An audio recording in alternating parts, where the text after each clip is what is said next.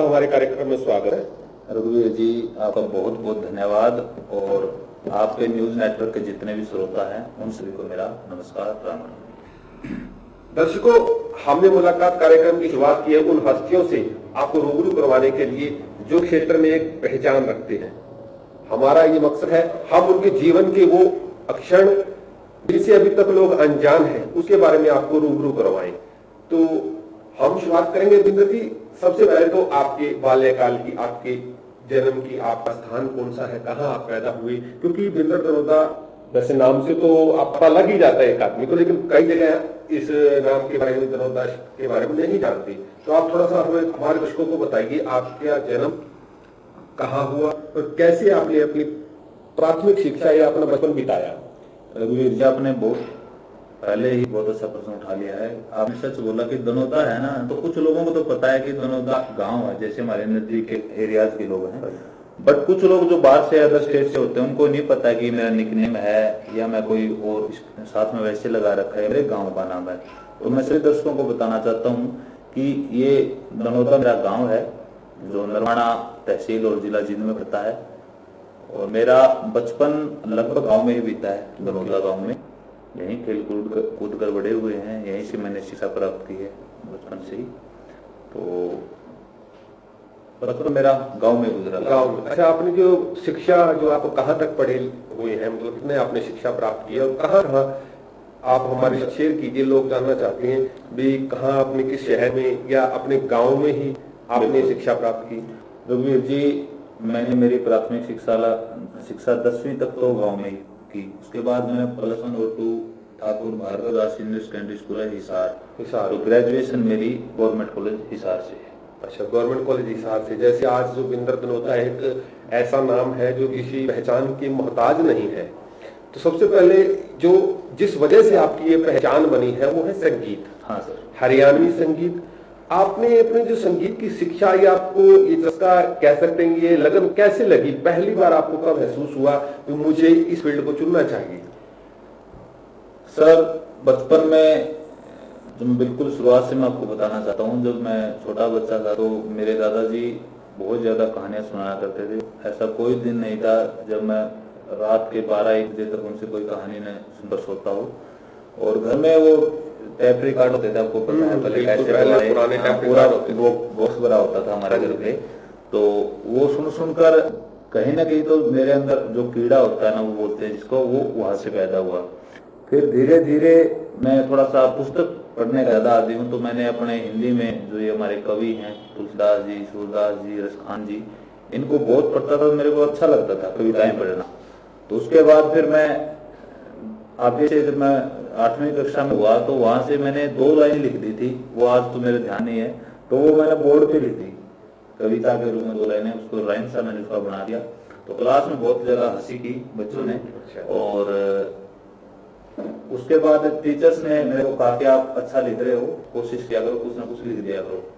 तो इनिशियली तो इन चीजों से मैं मानता हूँ कि मेरी शुरुआत हुई है कहीं ना कहीं, वहां से शुरुआत हुई। हाँ। अच्छा, ये तो आपने बताया आपकी एक रुचि लिखने में पैदा हुई, लेकिन जब आप संगीत की तरफ देखिए, ऐसा होता है संगीत कोई 2-4 दिन का खेल नहीं है भी आप 2-4 दिन में ही उसे बन जाए। हाँ। इसकी एक निरंतर अभ्यास करना पड़ता है।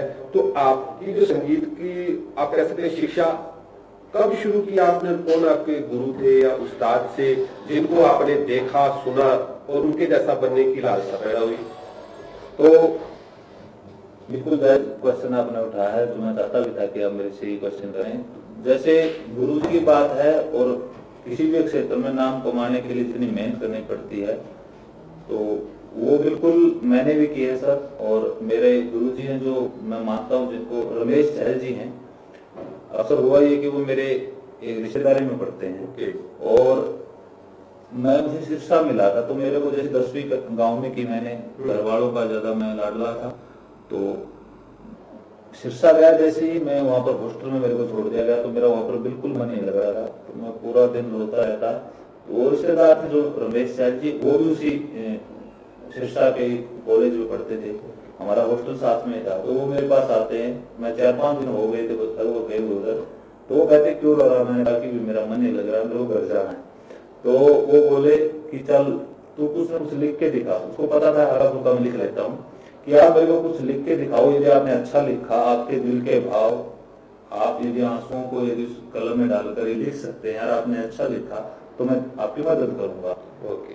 तो मैंने कुछ लिखा, तो बहुत एक मतलब मार्मिक सी कविता मैंने वहां पर लिखी, लगभग 8-10 लाइन की। मैंने उसको सुनाई तो उनको बहुत अच्छा लगा वो, और उन्होंने मेरे को एक चीज कही थी कि लाइफ में कुछ भी करना, कुछ भी छोड़ देना चाहिए, खाना पीना भी छोड़ना, बट लेखनी मत छोड़ना, लिखना मत छोड़ना कभी।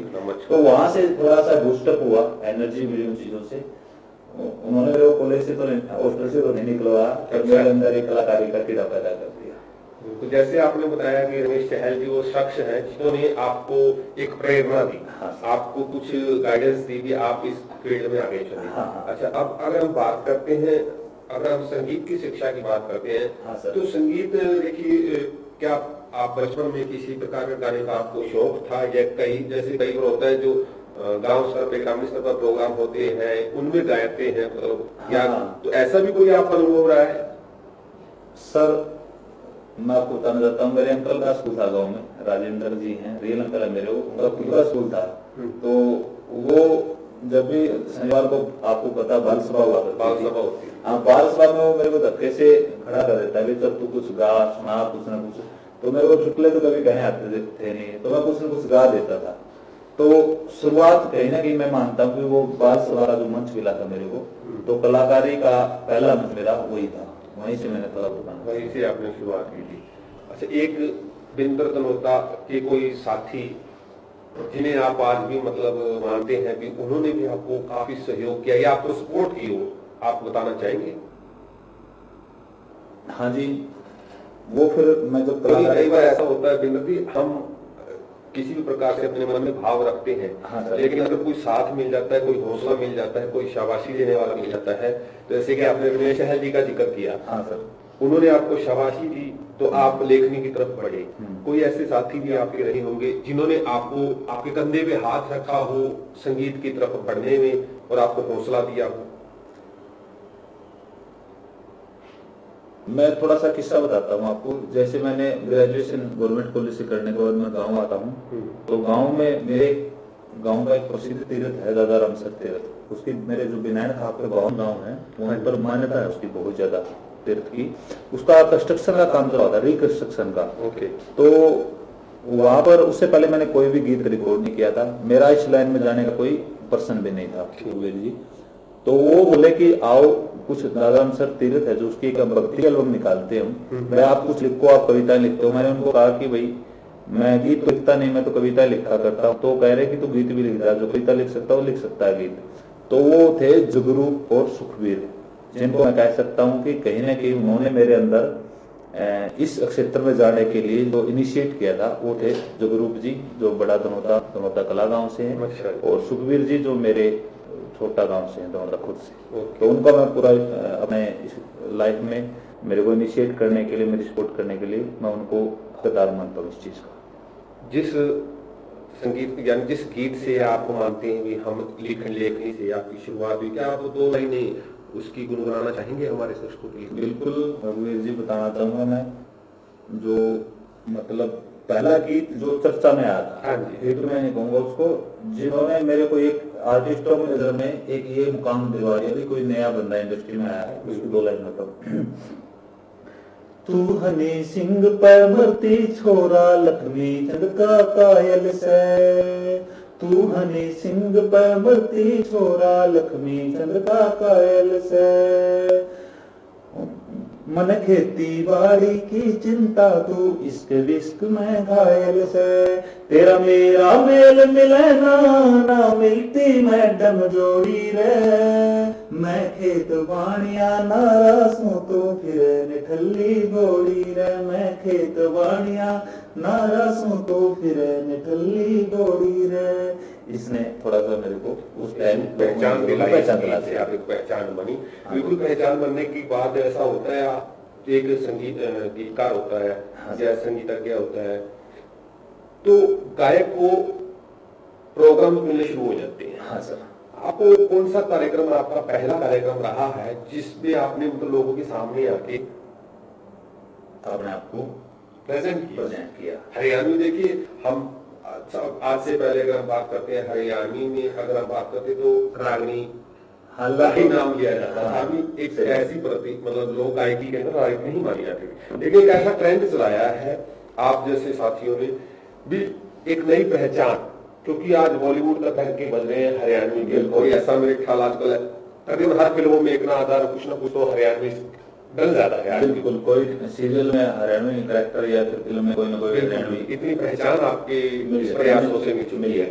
तो आपको पहला कार्यक्रम कौन सा है जिसमें आपको लोगों के सामने आने का मौका मिला? वैसे छोटे मोटे प्रोग्राम जैसे गांव में जागरण होते थे तो इंटरेस्ट बन ही गया था मेरा, तो मैं चला जाता था धक्का-मुक्की करके मेरा नंबर डलवाता था, कम से कम मेरे को एक गाने दो। तो छोटे मोटे तो मंच घर से मिले, पर जो जिसको मैं बड़ा मंच कह सकता हूँ वो था गाँव नहला गांव में बहुत बड़ा प्रोग्राम था उधर, और वहाँ पर रामकेश जी, जीवनपुर वाला जी, भगवती जी, एक करमवीर रेड्डू जी हैं जो मैन आर्टिस्ट सिंगर थे उस टाइम, वहाँ पर आए हुए थे। तो मेरे को भी इन्विटेशन आ गया। तो शुरू में तो थोड़ा सा हिचकिचाहट होती, इतने बड़े आर्टिस्ट के सामने, और लगभग 3-4 हजार की ऑडियंस, पहला प्रोग्राम, इतनी ऑडियंस, इतने बड़े आर्टिस्ट मार्केट के, तो थोड़ा सा हिचकिचाहट मेरे को हुई उधर से। तो फिर मैं जब वहां पर गया और जब दूसरा या तीसरा जो नंबर था मेरा, वो जब मैंने गाना शुरू किया, तो जब मैंने पहली बार गाया तो वो कहते हैं जैसे दुमा उठ गया, वो अपने कहावत है वो हो गया। परमात्मा ने मेरे पे इतनी बड़ी कृपा की, क्योंकि देखो बेसिकली आई वाज राइटर, मैं एक लेखक था। हाँ, तो और गाना और सुरताल के साथ गाना, मंच पे गाना, 4-5 हजार लोगों के सामने गाना, बड़े आर्टिस्ट के सामने गाना, तो सारी चीजें मिला के जो परमात्मा ने, माता सरस्वती ने मेरे से गीत गवाया, तो मैं वाह वाही लूट के उस प्रोग्राम भी मैं लेके आया। मेरे को बड़ी खुशी हुई, वो गीत मैं आपको सुनाना चाहूंगा। और आपके दर्शकों को मैं बताना भी चाहूंगा, ये गीत मतलब ऑल ओवर इंडिया चला है, लगभग 3-3.5 करोड़ व्यूज है आज इस वीडियो के, और ये बड़े बाबा का गीत था जो इन आपके दर्शकों को जरूर सुना मिलेगा। भोले जी नाथ जी, भोले जी नाथ जी सुनो दास किया पुकार, चेला बना लेना ओ भोले, चेला बना लेना मन, चेला बना लेना ओ भोले, चेला बना लेना। तो पूरी औरतें, बुढ़िया, बुजुर्ग सभी झुम नाचना शुरू कर दिया, क्योंकि चेला बना ले ऐसा शब्द है जो सबके सीधे दिल पे लगा जाके, और भक्ति भाव से उत्प्रोत इसमें मैं बिल्कुल बेसिक चीजें उठाई है। गाँव की मतलब जो चीजें गाँव में होती है, बोले बाबा आप मेरे को शिष्य बनाओगे, चेला बनाओगे तो मैं आपके लिए ये कर सकता हूँ। तो बिल्कुल जो गाँव में होती है, मैं आपके लिए धूल मांग के लाऊंगा। मतलब एक भोला बच्चा जो एक माँ बाप को कह सकता है, जैसे नादान बच्चा, वही नादान है वो बोले से वही नादान से कह रहा है कि आप मेरे को चेला बनाओगे तो मैं आपके ऐसे काम आ सकता हूँ। तो सीधा लोगों से जुड़ गया मैं, और लोगों ने बड़ा प्यार दिया मेरे को। बहुत अच्छा। आपने शुरुआत अपनी नहला गांव से बताई, जो पहला बड़ा मंच कह सकते हैं, यहाँ पे आपको आपकी झिझक जो है वो खुली, आपका डर जो निकला वो नहला गांव से। अच्छा, अभी तक आप किन आर्टिस्ट के साथ अगर हम बात करें काम कर चुके हैं? रघुवीर जी हरियाणा का लगभग जो हरमैन आर्टिस्ट है उसके साथ मैंने काम किया है। मेरा जो बड़ा गीत है आजा मैं तेरे लाल लड़ाऊं, बहुत फेमस गीत है, जब भी डीजे में बजता है तो लोग किरकिरे में मजबूर हो जाते हैं। इस गीत ने बिंदर को बिंदर कनौजा बनाया था, नहीं तो पहले में बिंदर ही था। जब एक बिंदर कनौजा ब्रांड बना था तो ये सारा क्रेडिट इस गीत को जाता है। इसमें सपना चौधरी जी थी मेरे साथ, ठीक है, राजू पंजाबी जी थे, लगभग मेरे सभी गीत राजू पंजाबी जी ने गाए हैं। और अंजलि जी हैं, अंजलि राघव जी हरियाणा की, सोनिका सिंह जी हैं, परांजल दिया जी हैं, पूजा हुड्डा जी हैं, लगभग सभी हरियाणा के, उनके साथ लगभग परमात्मा की दया से काम करने का मौका मिला। अच्छा, बॉलीवुड में भी कोई मौका मिला? नहीं रघुवीर जी, अभी तक ऐसा कोई मौका नहीं मिला है। अब खुशखबरी में जरूर देना चाहूंगा, आने वाले टाइम में प्रोजेक्ट पे बात चल रही है, उसमें बॉलीवुड के बड़े एक्टर के साथ शायद हमें काम करने का मौका मिला। बहुत अच्छा बात है, बहुत अच्छी बात है। तो सर, ये आपने गाना तो बताया आपने जिससे आपको पहचान मिली, बिंदर कनौजा, और वो गाना अगर हमारे दर्शक आपसे ना सुने तो इस कार्यक्रम के अंदर हमें वो शिकायतें करेंगे। बिल्कुल रघुवीर जी, तो गाना अक्सर मेरी शादी हो चुकी थी, क्योंकि वो बात है कि आप इतने प्यार से पूछ रहे तो मैं प्यार से अपने जो रियल स्टोरी नहीं बताऊंगा तो उसका फायदा नहीं। वो इंटरव्यू एक पॉलिश वाला इंटरव्यू हो जाएगा मेरे हिसाब से। तो बात अक्सर ये है कि मेरी शादी हो चुकी थी उस टाइम और लगभग 1 साल हुए थे शादी को। तो मैं सारी चीजें जो एक मैरिड पर्सन के मैं ऑब्जर्व कर रहा था। राइटर तो वो होता है ना जो क्या होता है, तो वो वहां से ऑब्जर्वेशन से एक चीज मेरे माइंड में आई। तो पति पत्नी पे उस टाइम अक्सर कम गीत आते थे हरियाणा में, या तो भाभीयों पे आते थे या फिर थोड़ा बहुत डबल मीनिंग लड़कियों पे भी आते थे। तो परमात्मा की दया से कुछ अच्छी चीजें इंडस्ट्री में पति पत्नी की मतलब मर्यादा में रहकर बातें वो परमात्मा मेरे से करवाई थी। 2-3 गीत उस टाइम कंटिन्यू आ गए थे मेरे। के जिंदल के ब्याह थी, एक मेरे आलू बुखारे हो, और एक ये आजा मैं तेरे लाड लड़ा, तीनों गीत पति पत्नी गए थे और एक मर्यादित शब्दों के साथ, मर्यादित शब्दों में आपने इसको बयान किया था। तो ये गीत जब मैंने रिकॉर्ड किया तो मेरी वाइफ थी जो वो उन्होंने उसी रात छोटी मेरी गुड़िया को जन्म दिया। और मेरे लिए यादगार भी है ये गीत। मैं उस टाइम शूट कर रहा था और उस टाइम मेरे को पता चला कि आपके घर में बेटी हुई है, तो हमने वहाँ पर शूट पे ही बहुत अच्छा सेलिब्रेशन भी किया। तो लकी थी मेरी बेटी मेरे लिए। तो जब ये रिलीज हुआ गीत तो 5-4 दिन के अंदर ही लोगों ने इतना प्यार दे दिया कि पता चल गया था कि ये बड़ा होने वाला है। और आप रघुवीर जी मानोगे नहीं, पाकिस्तान, नेपाल, बांग्लादेश, श्रीलंका तक कॉल आते हैं मेरे पास इस गीत को सुनकर, क्योंकि वहाँ पर हरियाणा में वाले लोग हैं। तो बहुत अच्छा रिस्पॉन्स मिला। तो मैं अभी दर्शकों को 2-4 लाइनें जरूर इस गीत की सुनाना चाहूंगा। हो आवे नेड़े ना मन छेड़ना, आवे नेड़े ना मन छेड़ना, होवे गुद गुद में मर जाऊंगी, तेरी झोल पिया न सह पाऊंगी, मैं तेरी झोल पिया न सह पाऊंगी। बालका की माँ तू मेरी सहजा, हो बालका की माँ तू मेरी सहजा, तन छेड़ू नहीं तो मर जाऊं, आजा मैं तेरे लाड लडाऊं, गोरी रे तेरे लाड लडाऊं। आप इतना अच्छा लिखते हैं और इतना अच्छा आपने उसको कंपोज किया है। एक बिंदर दनोदा जो एक ब्रांड बन चुका है, इसमें कोई शक नहीं है।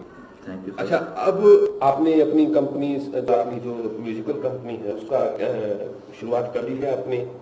हाँ रवि जी, मेरा एक खुद का प्रोडक्शन है, माँ बोली एंटरटेनमेंट के नाम से मैंने लगा रखा है। वो अभी तक ज्यादा काम नहीं कर पाया उस पर, क्योंकि अदर कंपनीज के साथ ये भी काम चलेगा। अभी आपको दूसरी कंपनी ही नहीं छोड़ रही है, तो आपके लिए समय नहीं मिल रहा। जैसे दोस्तों का दुआओं का असर है कि काम ठीक चल रहा है। अच्छा, और अभी जो इस फिलहाल अगर हम बात करते हैं, जब आपने बताया भी आपको एक लगा कि आप बिंदर दनोदा एक ब्रांड बन चुके हो, गीत आपका बहुत प्यारा गीत है, सभी डीजे ऐसा कोई डीजे मतलब था नहीं जिसको वो बजाना हो। सही बात है। और आज अगर हम बात करते हैं, आज हमें सुनने में मिला है कि आज अब अपकमिंग आपका कोई सॉन्ग है, प्रोजेक्ट है, वो कब आ रहा है, कब आप हमारे लिए उसको ऑन फ्लोर ला रहे हैं?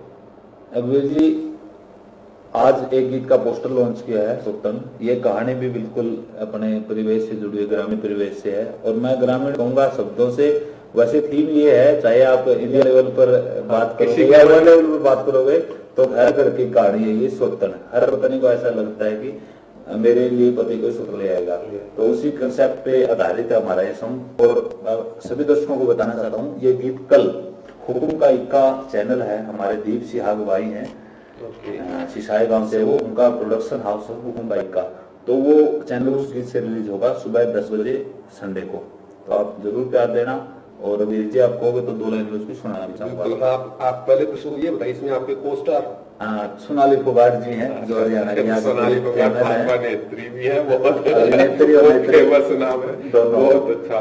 तो हम जरूर उस गीत की 2 लाइनें आपके साथ सुनना चाहेंगे। तो अक्सर इस गीत की कहानी ये है कि जब आजकल आपको पता है ये टिकटॉक का भी बहुत बड़ा रिवाज चला हुआ है, और ड्यूट का उसमें ऑप्शन होता है। हाँ जी। तो एक लेडीज होती है, उसका हस्बैंड है ना, लड़कियों के साथ ड्यूट बनाना शुरू कर देता है। बार बार उनके बीच में दरार होती रहती है कि आप ऐसे ऐसे करके तो कोई ना कोई सिस्टम घर पे जरूर लाओगे। तो वही उनकी कहानी सुनी होती है, तो वहां से एक गीत निकलता, मैं सुनाता हूँ आपको। लग से तू लाड लड़ाने भूल गया, या किसे कर्मोही पर डूल गया, लरस तू लाड लडाने भूल गया, या किसे कलमोही पर डूल गया, खोल होने वाला लोक तू दिखा टिकटॉक ड्यूट सुतना की गेल्या मैं बना कोना दूं, मेरा उठ रही सलर घरा खाले चाहे जय तना बारे आला गोबर मखान कोना दूं, मेरा उठ रही सलर घरा खाले चाहे जय तना बारे आला गोबर मैं खान को न दूं। तो वीर जी मैं आपको बताना चाहूंगा, ये कहावत एज इट इज उठाई है मैंने अपने हरियाणा में। मैं ताइयों तो सुना करता, दादियों तो सुना करता, अपनी माता तुम की तुम गोबर खा गया है।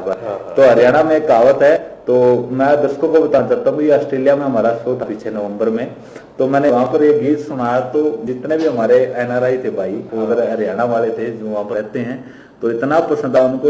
एक नई चीज है भाई, गोबर का यूज गीत में भी हो सकता है, बिल्कुल अच्छा लगा। अच्छा, अभी जैसे आपने बताया भी, आप जो देखते हैं वही लिखते हैं, राइटर ये कंसेप्ट कैसे आया? जहाँ बोलना चाहे मैं समझ गया आपकी बात। तो पता क्या है, क्योंकि हम राइटर होते हैं ना, सारी चीजें तो हम अपने ऊपर प्रैक्टिकल नहीं कर सकते है ना, क्योंकि मार्केट में जो चीजें घटित होती है वो भी ऑब्जर्व करके लिखना पड़ता है। क्योंकि कई बार आर्टिस्ट बदमाशी का गीत भी लिखता है, तो ऐसा नहीं है कि हमने कहीं गोली चला दी होगी, तो हम मार्केट से भी ऑब्जर्व करते हैं कुछ चीजें। तो फेसबुक पे भी कई बार चीजें देती है, या फिर टिकटॉक पे कई बार ऐसी चीजें आ जाती है, पति पत्नी आपस में लड़ रहे हैं, भाई आप टिकटॉक चला रहे हो, आप मेरे को पैटर्न नहीं बताते हो, लोक नहीं बताते हो गाने का, तो सारी चीजें कहीं नहीं वहां से निकल जाती है। तो ये थे हरियाणवी स्टार बिंदर दनोता जी, और इनका कल ही एक गीत लॉन्च होने वाला है 10 बजे हुक्म का इक्का चैनल पर।